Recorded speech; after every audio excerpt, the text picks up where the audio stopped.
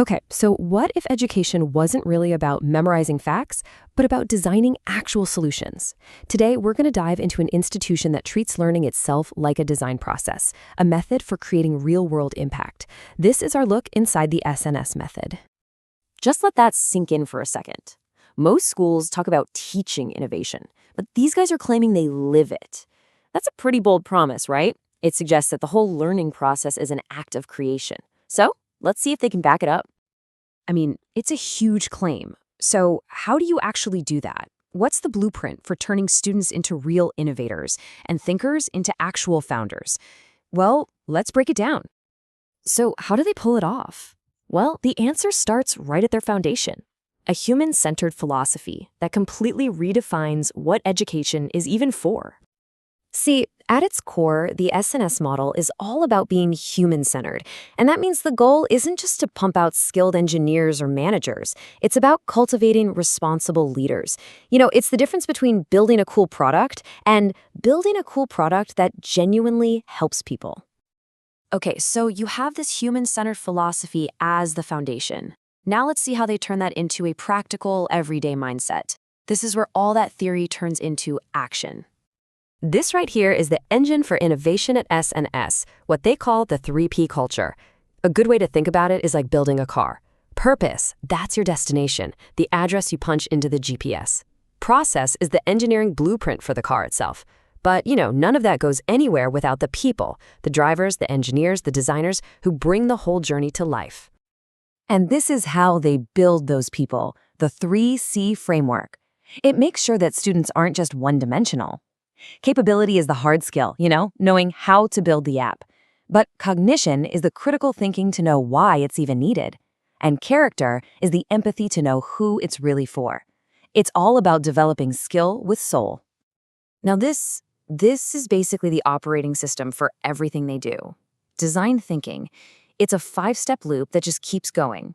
You start with empathize, getting to truly understand a user's problem. Then you define it, nail it down. You ideate, just brainstorm all kinds of solutions, even wild ones. Then you build a simple prototype to make the idea real. And finally, you test it with actual people to see what works. It's not just a class project, it's their entire way of thinking. Okay, having a mindset is great, but it needs a pathway to actually become a reality. So how does SNS guide a student's idea from just a little spark of inspiration to a full-blown venture? Well, that's where the support structure comes in. The main pillar of that structure is a program called SPINE. And yeah, it really is the literal backbone for innovation here. If a student has an idea, SPINE gives them the mentors, the resources, and the connections to take it from a sketch on a napkin to a working prototype, and maybe even a real startup.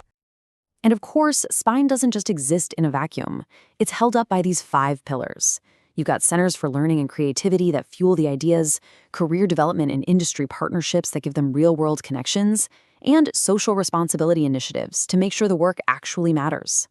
They all work together to create a whole ecosystem for innovation.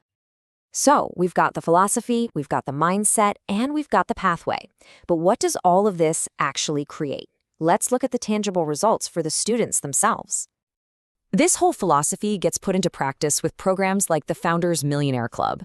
And yeah, the name sounds ambitious, but the real goal here is about creating value, not just wealth. It's basically a leadership circle where students learn how to scale their ideas, build sustainable models, and turn a vision into something that can actually stand on its own 2 feet. And here is the proof. These aren't just theoretical class assignments. They are real-world solutions that students actually built. An AI tool for people with speech impairments. Eco-bricks made from waste. You see the pattern here, right? Every single one started by finding a real human need. This is exactly what it looks like when empathy is what drives the engineering.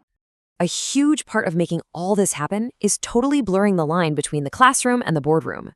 Through their Industry Institute partnership, students aren't just working on some theoretical project. No, they're tackling live case challenges from real companies, with mentorship from actual industry experts. Learning literally becomes doing. And that brings us to what might be the most important point of all. Those impressive AI tools and eco-projects, they're not just for getting a good grade. They're all driven by this one core belief. For SNS, the ultimate goal of all this innovation isn't profit or getting famous, it's serving society. So, where is all of this going? An educational model that's this dynamic obviously can't just stand still. So let's take a look at the roadmap for what's coming next. Looking ahead, their plan is super clear and really ambitious. By 2035, they're shooting for over 200 campus startups, a curriculum that is 100% project-based, and classrooms that are fully powered by AI.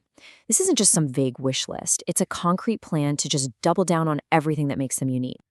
So to sum it all up, these are the key things that really make the SNS model stand out. It's that deep integration of design thinking, the ecosystem they've built with industry, the total focus on the learner, and a culture that's all about empathy-driven entrepreneurship. So we're going to end with a quote that brings us right back to the beginning, but now we get what it really means. It's not just about predicting the future. It's about having the tools, the mindset, and the sense of responsibility to actually get in there and build it.